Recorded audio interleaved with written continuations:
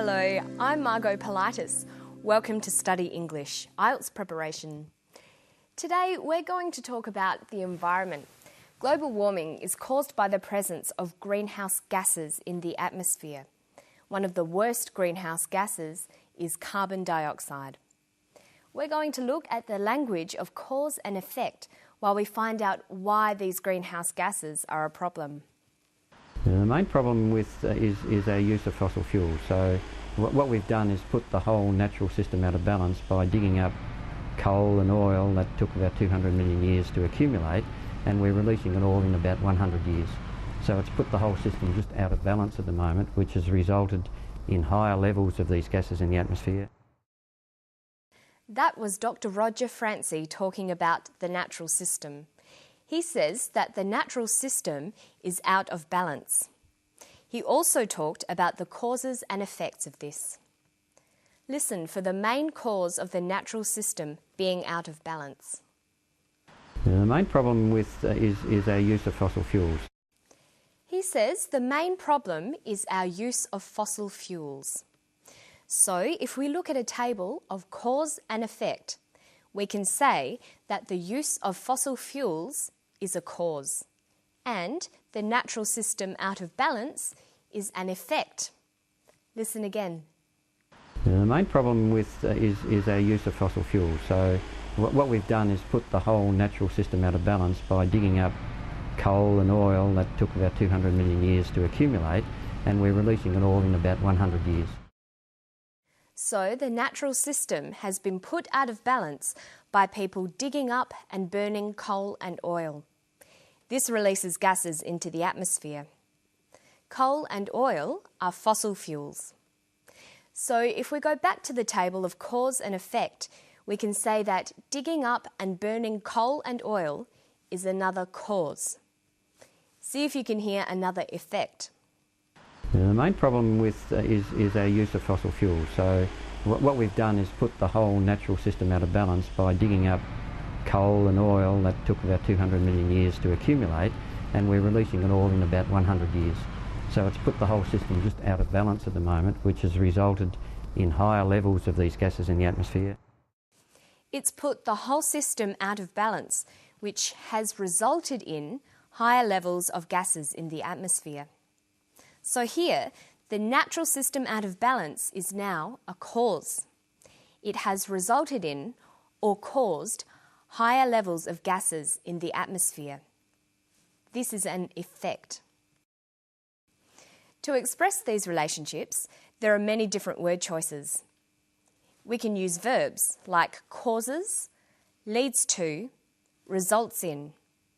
So we can express the relationship like this.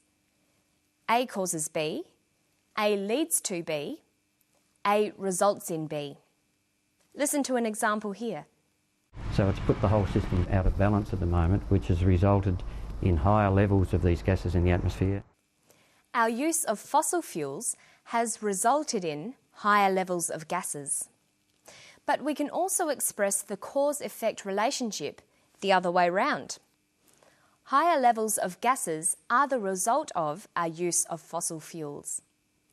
Notice that we use a noun phrase here. This is very common. We can use nouns like the result, the effect, the consequence. If we look at these effect relationships, we can say B is the effect of A, B is the result of A, B is the consequence of A. Remember that it's always important to have a variety in your language. Make sure you use both nouns and verbs to express causes and effects. This will make your written work and your speech sound more interesting. Okay, so Dr. Francie and his team have designed a new way of measuring one of the worst greenhouse gases in the Earth's atmosphere, carbon dioxide. Listen for what they're trying to find out. We need to understand what happens in the tropics. That's where the biggest forests are, and that's where some of the biggest changes are occurring in terms of human modification of those forests through conversion to agriculture and regular burning of these forests. Our interest is not so much in that diurnal or daily variation, we're interested in what's happening on time scales of days or months or years. They're interested in what's happening over days, months or years. Their interest is not so much in diurnal or daily variation. The conjunction or here works to connect alternative meanings. In this sense, or means that is, I mean. We're interested in diurnal, that is, daily variation. We're interested in diurnal, I mean daily variation. The second word defines the first. It tells the reader or listener what the more unfamiliar technical word means. Listen again for what diurnal means. Our interest is not so much in that diurnal or daily variation. He says diurnal or daily. Diurnal means daily. See if you can work out the meaning of CO2 here. One of the main causes of global warming is CO2, or carbon dioxide. CO2 or carbon dioxide. CO2 is carbon dioxide. When you're looking at environmental issues like global warming and greenhouse gases, it's often necessary to be familiar with these kinds of chemical terms. You should try to learn the more common ones, like CO2. You might want to keep a copy of the periodic table in your notebook. That's the list of all the chemical elements and their abbreviations.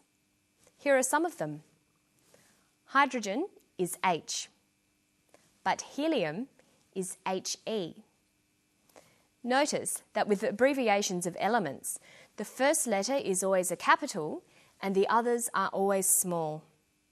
See if you can guess these ones. Oxygen, that's O, and carbon is C. But they're not always that easy. Lead is PB, and sodium is Na. Okay, now let's listen to Dr. Francie talk about the new CO2 measuring device. Then we'll look at the names of countries and nationalities. There's been interest from Korea, Japan, France and Malaysia, where the analyser could be installed on a 100-metre tower on the island of Borneo. He says there's been interest in their device from Korea, Japan, France and Malaysia. It's important to learn and recognise the English names of the major countries of the world, their nationalities and how to spell and pronounce these. It's a good vocabulary exercise to make lists of these families of words. To help you remember them, try grouping countries according to how the nationalities are formed. Notice that they're all spelt with capital letters. We have the AN group, Australia, Australian, Korea, Korean, Malaysia, Malaysian, Fiji, Fijian. We have the ESE group, Japan, Japanese, China, Chinese, Vietnam, Vietnamese. Then there's the I group, pronounced I, Bangladesh, Bangladeshi, Kuwait, Kuwaiti. And some nationalities are formed in an irregular way. France, French, New Zealand, New Zealander, Philippines, Filipino, and watch the change in spelling with that one. Why don't you start your own list of English names for countries and their people? Some countries also take separate adjectives that you can learn along with them. And that's all for Study English today. I'll see you next time. Bye-bye.